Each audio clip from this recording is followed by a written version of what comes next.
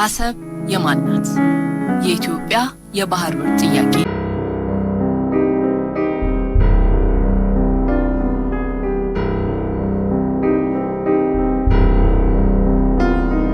በያዕቆብ ኃይለማርያም ዶክተር 2003 ዓ.ም አዲስ አበባ። ምዕራፍ 2 የኢትዮጵያ የባህር በር ባለቤትነት በታሪክና የባህር በር ለማስመለስ የተደረጉ ትግሎች።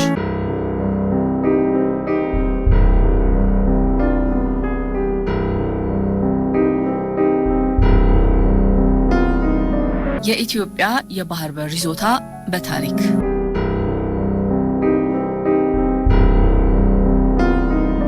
ኢትዮጵያ የባህር በር ባለቤት እንደነበረች በመጀመሪያ የታወቀው ከ100 እስከ 150 ዓመተ ምህረት ባለው ጊዜ ውስጥ እንደተጻፈ በሚገመተው በፔሪፕለስ ኦፍ ዘ ኤርትራያን ሲ በተሰኘው መጽሐፍ ነው። ይህም መጽሐፍ የአክሱም መጠነ ሰፊ ንግድ በዋነኛው የባህር በሯ በአዱሊስ በኩል ይተላለፍ እንደነበረ አትቷል።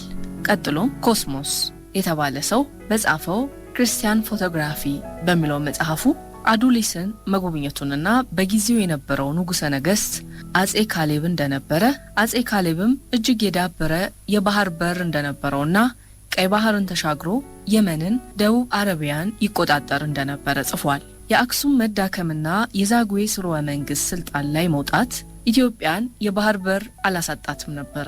ነገስታቱ በቀጥታም ይሁን ወይንም በጥገኞቻቸው አማካኝነት የቀይ ባህር ወደቦችን ይቆጣጠሩ ወይንም ይገለገሉ ስለነበር አክሱም ሙሉ በሙሉ ከቀይ ባህር የተገለለችበት ጊዜያት ጥቂት ነበር ማለት ይቻላል። የባህር በርን በቀጥታ በቁጥጥር ስር በመዋል ኢትዮጵያን የባህር በር ባለቤት ያደረጓት አጼ ዘርዓ ያዕቆብ 1434 እስከ 1468 ሰሜን ትግራይንና ደጋውን ኤርትራን በመቆጣጠር ቀይ ባህርን ሊቆጣጠሩ በቻሉበት ወቅት ነበር።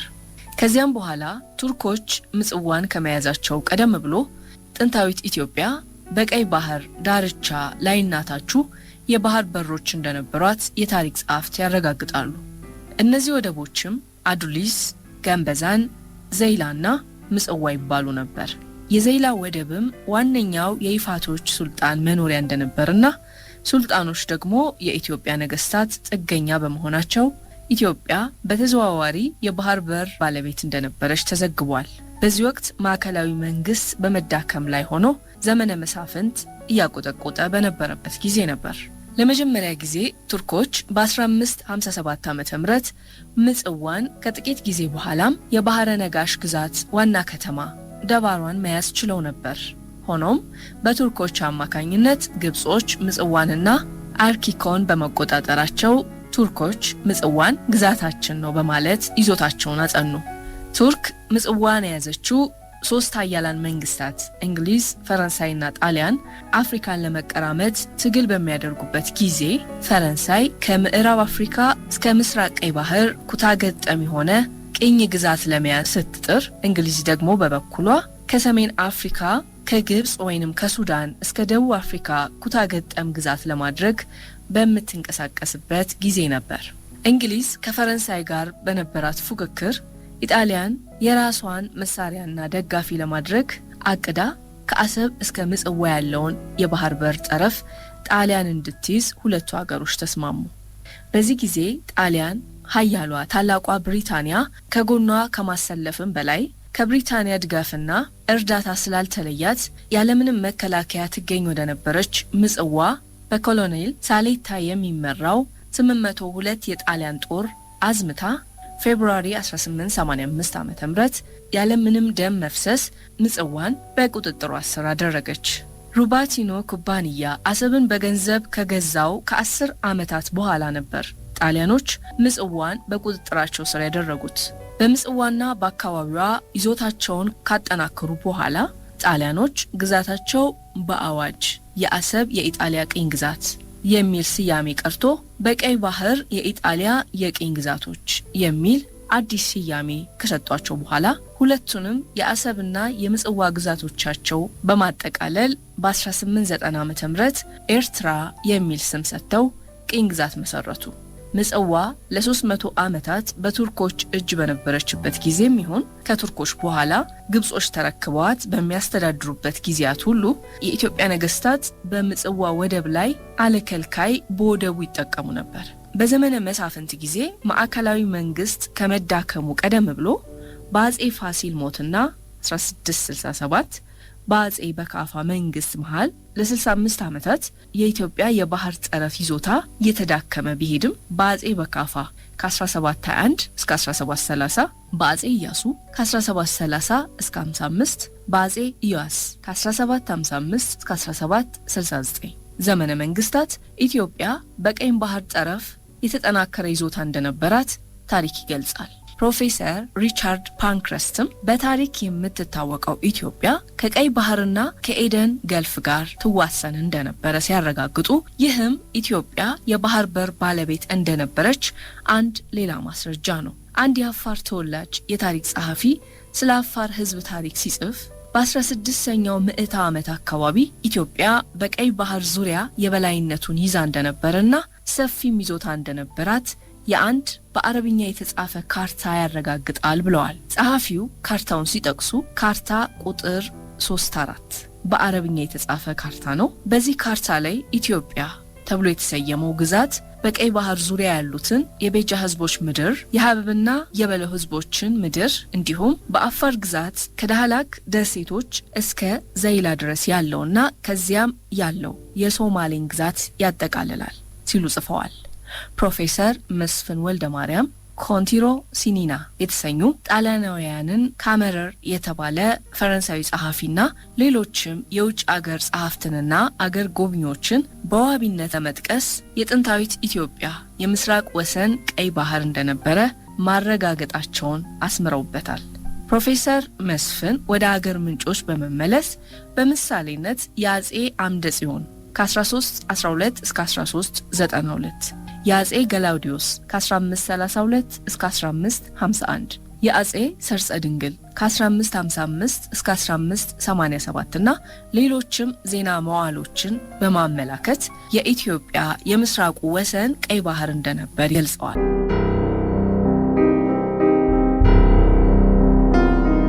ኢትዮጵያ በሰሜን ግዛቶቿና የባህር ጠረፎቿ በ1885 ዓመተ ምህረት በቱርኮች፣ በግብጾች፣ በጣሊያኖችና በፈረንሳዮች ሴራ ከተያዙባት ጊዜ ጀምሮ የባህር በሮቿን በማስመለስ በየጊዜው የተፈራረቁ መንግስታት የዓለምን ህብረተሰብ ከመማጠንና ሁለገብ ትግል ከማድረግ የቦዘኑበት ጊዜ የለም። አጼ ቴዎድሮስ በ1855 ዓመተ ምህረት በጥር 20 ጎጃም ሳሉ ለንግስት ቪክቶሪያ በጻፉት ደብዳቤ ጥንት የኢትዮጵያ ነገስታት ባህረ ነጋሽ እያሉ ተጠሪዎቻቸውን ይሾሙበት የነበረውን የቀይ ባህር አካባቢና ወደቦቹን የያዙት ቱርኮችን ለማስለቀቅ ጽኑ ፍላጎት እንዳላቸው ለንግስቲቱ አስታውቀው ነበረ። ይህን በመግለጽ ቱርኮች የአባቶቼን መሬት ልቀቁ ብላቸው እምቢ ብለውኝ በእግዚአብሔር ኃይል ይኸው ልታገል ነው፣ ቱርኮች በባህር ላይ ሆነው መልእክተኛዬን አላሳልፍም ብለው ችግር ፈጥረውብኛል የሚል ነበር ደብዳቤው። በተጨማሪም አጼ ቴዎድሮስ የእንግሊዝ ቆንስል ፕላውደንና ረዳቱ ካሜሩን ተቀብለው ባነጋገሩበት ጊዜ ምኞታቸው ከእንግሊዝ ንግስት እርዳታ ጋር የቱርክ አገዛዝን ከኢትዮጵያ ጠረፎች ለመንቀልና የጥንት ኢትዮጵያን የባህር በር ለማስመለስ ማሰባቸውን ለእንግሊዞቹ ገልጸውላቸው ነበር። አጼ ዮሐንስ አራተኛው ስልጣን ላይ ሲወጡ ኢትዮጵያ በቱርኮች፣ በግብጾች፣ በጣሊያኖችና በእንግሊዞች ሴራ ከአክሱም ነገስታት ጊዜ ጀምሮ የነበሯት የባህር በሮቿ ተነጥቃ ሙሉ በሙሉ ወደብ አልባ የነበረችበት ጊዜ ነበር። ይህ ወደብ አልባ መሆን እጅግ ካሳሰባቸውና የችግሩ ጥልቀት ከገባቸው የኢትዮጵያ መሪዎች አጼ ዮሐንስ ግንባር ቀደሙ ሳይሆኑ አይቀሩም። የባህር በር ለአንዲት ሀገር ሉዓላዊነት መከበር ለኢኮኖሚ እድገት ምን ያህል ወሳኝነት እንዳለውና የባህር በር አለመኖር የሀገር ሉዓላዊነትን ለከፍተኛ አደጋ ሊዳርግ እናም ኢኮኖሚውንም ምን ያህል ሊያቀጭጭ እንደሚችል አጼ ዮሐንስ በቅጡ የተረዱ ለመሆኑ ለእንግሊዝ ንግስት ቪክቶሪያ በተለያዩ ጊዜያት የጻፏቸው ደብዳቤዎችና ያደረጓቸው የዲፕሎማሲያዊ እንቅስቃሴዎች ዋቢ ሊሆኑ ይችላሉ። ከነዚህ ከመጀመሪያዎቹ እንቅስቃሴዎች አንዱ ከአክሱም ከተማ 1872 ዓ.ም ለእንግሊዝ ንግስት ቪክቶሪያ አጼ ዮሐንስ ምጽዋን እንዲይዙ እንዲረዷቸው የጻፉት ደብዳቤ ነበር።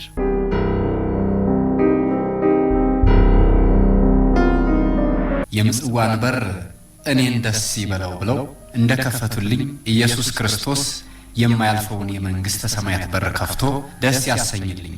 በመንግስቱ ውስጥ ያሉት መማክርቶ እኔን ደስ ሊያሰኙ ይህን አስበው ስለመከሩ እግዚአብሔር በመንግስተ ሰማያት ደስ ያሰኛቸው። እኔንም ከርሶ ጋር በምክረው አንድ ሆኜ ከፈቃዶ ለማዋል ያብቃኝ። ጥንቱንም በእግዚአብሔር ፈቃድ ለመንግስት የበቃሁት እርሶ በሰጡኝ መድፍና ነፍጥና ባሩድ ነው። አሁን ደግሞ ይልቁንም ይበልጥ ፈጽመው ደስ አሰኙኝ። ከዚህ በፊትም እናት ለልጇ እንድትጨነቅ ለኔ መንግስት ሲጨነቁ ይኖራሉ። ነገር ግን በቅርብ ቀን ቀርቶ ነው እንጂ እንኳን እርሶ የአውሮፓ ነገስታት መላው ያውቃሉ። የምጽዋ በር የአባቶቼ የነገስታት ኢትዮጵያውያን ነው። አሁንም እንበል በር ቤተ መንግስት አይቀርምና በእርሶ ወኪልነት እርዳታ የምጽዋን በር እንዲህ ያድርጉልኝ ብዬ እለምናለሁ። የቀረው ነገር ሁሉ ሲወሰን የዚህ ነገር አልተወሰነልኝም።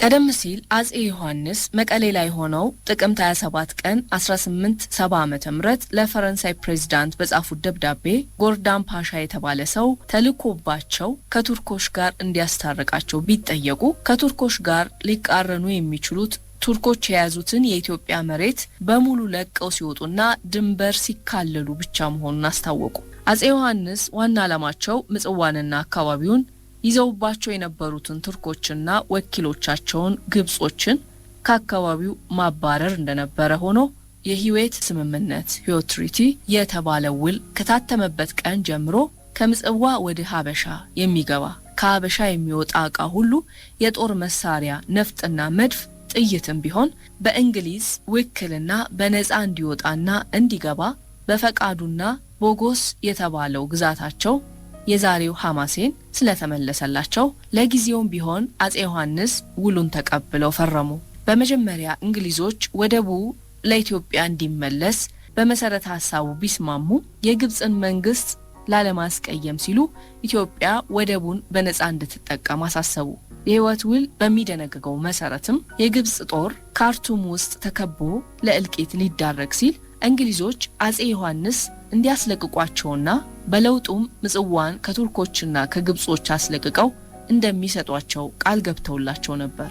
ሆኖም ራስ አሉላ ድርቡሾችን ወቅተው ግብጾችን ካስለቀቁ በኋላ እንግሊዝ ራሳቸው በታሪክ ጥቂት ተወዳዳሪ ብቻ የሚገኝለት ያሉትን ክህደት በመፈጸም ምጽዋን ለጣሊያን ሰጡባቸው። ፈረንሳዮችን በበኩላቸው እምነታቸውን ሙሉ በሙሉ በጅቡቲ ላይ ስለጣሉና ጅቡቲንም ለማሳደግ ስለፈለጉ ኢትዮጵያ የባህር በር እንዳይኖራት ከእንግሊዞች ጋር አሲረውባት ነበር።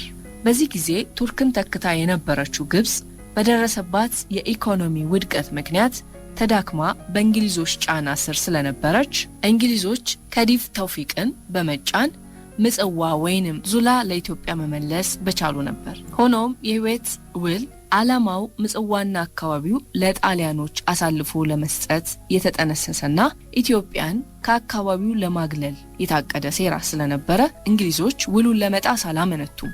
ጣሊያኖች በእንግሊዞች ፈቃድ ምጽዋን ሲይዙ እንግሊዞች እንዳላዩ በመሆን ፊታቸውን አዞሩ።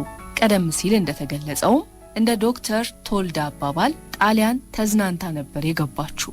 ጣሊያን እንግሊዝን ከጎኗ አሰልፋ አስፈላጊውን ድጋፍ በእንግሊዝ እየተሰጣት ያለምንም መከላከያ በግብጽ እጅ ትገኝ የነበረችው ምጽዋ በኮሎኔል ሳሌታ የሚመራው 802 ወታደሮችን የያዘ የጣሊያን ጦር አዝምታ ዳርፓን አቆጣጠር ፌብሩዋሪ 1885 ዓ.ም ያለምንም ደም መፋሰስ ምጽዋን በቁጥጥሯ ስር አደረገች። ጣሊያኖች በዚህ አይነት ያላንዳች ተቃውሞ ሰተት ብለው ገብተው ምጽዋን መያዝ የቻሉት ራስ አሉላ ጦራቸውን ይዘው የህይወት ውል በሚደነግገው መሰረት የውል ግዴታቸውን ለመፈጸም በድርቡሾች ተከበው የነበሩት ግብጾችን ለማስለቀቅ ሱዳን ሄደው በቦታው ባለመገኘታቸው ነበር። አጼ ዮሐንስ ከአክሱም ከተማ ለንግስት ቪክቶሪያ በሰኔ 10 ቀን 1870 ዓ.ም ደብዳቤ ከጻፉ ከሁለት ወራት በኋላ እንግሊዞች ምጽዋን ለጣሊያን በመስጠታቸው ከደብረ ታቦር ሆነው ለንግስቲቱ እንደገና በጻፉት ደብዳቤ ባስተላለፉት መልእክት ቱርኮች ሲለቁ የምጽዋን በር እይዛለው ስል ጣሊያን መጥቶ ምጽዋንና ሌላውን አገሬን ያዘብኝ አሁንም ምጽዋን ይስጠኝ ቀድሞም ያባቶቼ የኢትዮጵያ ንጉሠ ነገስታት እንደሆነ ያውቃሉ የተለቀቀበት ጊዜም ቅርብ እንደሆነ አይጠፋውትም ብለዋል ለደብዳቤያቸው ምንም መልስ ባለማግኘታቸው በእንግሊዞች ክህደት የተበሳጩት አጼ ዮሐንስ አሁንም ጣሊያን መሬታቸውን እንዲለቅ በማሳሰብ ለንግስቲቱ እንደገና ቁጣ አዘል ደብዳቤ ጻፉ ለጥንት ለልጅ ልጅ ሊሆን የታረቅነው አሁን አመት ሳይሆነው ሶስቱም የህይወት ውል ፈርሶ እንደሆነ እኔ ግድ የለኝም መልካም ነገር ከማድረግ በቀር አሁንም የጣሊያን ጦር መምጣቱ በእናንተ ፈቃድ ነው ሲሉ እንግሊዞችን ወቅሰዋል በዚህን ጊዜ ጣሊያኖች ምጽዋ ይገባናል የሚለው ጥያቄያቸውን እንዲተው እንግሊዞች ኢትዮጵያና ጣሊያንን ለማግባባት ወይንም ኢትዮጵያን ለማታለል ራስ አሉላ ምጽዋንና አካባቢውን ሳጥን ጨምሮ ለጣሊያን እንዲለቁ ባሳሰቡ ጊዜ ራስ አሉላም የኢትዮጵያ የተፈጥሮ ድንበር ቀይ ባህር ነው ይህንን ለቅቄ ወዴት ይሄዳለሁ በማለት ጽኑ አቋም ወሰዱ በእንግሊዞች አታላይነት ምጽዋና አካባቢዋ በጣሊያኖች እጅ መውደቅና የሀገራቸውን ወደብ አልባ መሆን አጼ ዮሐንስን እጅግ ያሳዘነ ጉዳይ ነበር አንዳንዴ ንግስቲቱን በመለመን ሌላ ጊዜ አካባቢውን በቱርኮች ስም ይቆጣጠሩ የነበሩ ግብጾችንም በመውጋትና ድል በማድረግ ምጽዋ እንዲመለስላቸው የእንግሊዝ እርዳታ ለመጠየቅ ንጉሠ ነገስቱ ለእንግሊዝ ንግስት 5 ጊዜያት ያህል ደብዳቤ ጽፈዋል እንግሊዞች የኢትዮጵያ ነፃ ሀገር ሆኖ መቆም በፍጹም የማይፈልጉት ነገር ስለነበር በአጼ ዮሐንስ ላይ በፈጸሟቸው ደባዎች ኢትዮጵያ ወደብ አልባ ሆነች አጼ ዮሐንስ በአካባቢው ልዕለ ኃያል የነበረችውን እንግሊዝን በመፍራት ተቆጥበው ነው እንጂ ራስ አሉላ ቱርኮችንና ግብጾችን ከኢትዮጵያ ምድር ማባረር ባላቃታቸውም ነበር ምክንያቱም ራስ አሉላ ግብጾችን በተደጋጋሚ በጦር ሜዳ ድል በማድረግ ከአካባቢው ሊያስወጧቸው ይችሉ እንደነበር አስመስክረዋል አጼ ዮሐንስና የሐማሴኑ ገዢ ራስ አሉላ ለሀገራቸው ነጻነትና ለባህር በር ባላቸው ቁርጠኝነትና ቀናኢነት አጼ ዮሐንስ መተማ ላይ ባይሰውና ጊዜ ቢያገኙ ኖሮ ምጽዋንና ቢያንስ ደጋውን ኤርትራንና አሰብን ከጣሊያኖች መንጋጋ ፈልቅቀው ማውጣት